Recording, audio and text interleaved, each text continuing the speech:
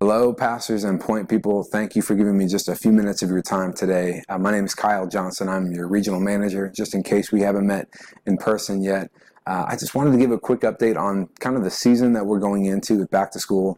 So many of you, I'm sure, are dealing with lots of ministry plans and events and just ways to reach local families and kids through a back to school ministry. And I want to make sure that we're remembering how CarePortal can fuel this work, not compete with it. This is just an email system. CarePortal brings in opportunities where caseworkers in our own neighborhoods are working with the same families and the same kids that we're trying to reach, and we have access to them through CarePortal by use of the very same back-to-school ministries and programs and events that we're already doing. And so I just hope that none of us see CarePortal as something that competes with the ministries that we do really in any season and any special event that we might do. That CarePortal gives us those connections and those alliances that allow us to do more ministry that we've been called to do, rather than build a new ministry, a new involvement called CarePortal. CarePortal is really meant to connect into all the other ministries that you do. And so just want to remind us all to see it that way. Also want to make sure that we're all prepared. The beginning of the school year is notorious for an increase in the number of child abuse and neglect investigations. And the reason for that is because teachers are the most common reporters of potential child abuse and neglect, which makes sense. When kids come back from summer vacation, they're getting to know a brand new set of teachers in many cases. And so if those teachers get concerned or nervous about the way that a child is being treated or whether they're able to have the correct provision that allows them to just be healthy at home, we'll often end up with a CPS investigation.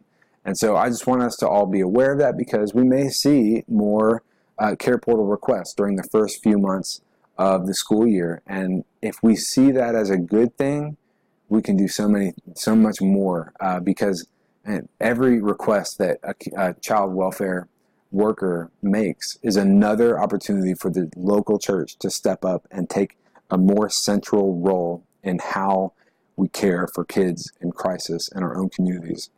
And so just be aware of that, be ready, and honestly help us get more churches and more groups listening to these request emails. That is a huge piece of this. If we all just kind of talked about CarePortal like it was our favorite restaurant, or we would recommend it to our friends that went to different churches, we would recommend it to other families within our churches that live on the other side of town from us, to say, hey, why don't you guys start a team over there? We'll start a team over on our side of town. That is how we can just blanket our county with listening ears and ready hearts to respond. So just wanted to prepare you guys for that. We have a lot of reasons to celebrate in the nation and in Texas, and even in some of our local areas. As you can see, 26,000 kids have been impacted nationally, and nearly 5,000 of those kids have been in Texas. And those are all kids that have been impacted by the local church. We've got a couple new counties coming on board, the local network soon. Dallas and Hunt counties, they'll be launching. And hey, shout out to Tarrant County, 500 kids impacted in less than 2 years. That is the way it's done. And I cannot wait to see that number just continue to snowball as more and more groups and more churches get on board. So thank you guys for the time. If you have any questions, please let us know. And just praise God for how He's allowing us to take a step into the center of how kids in crisis are cared for.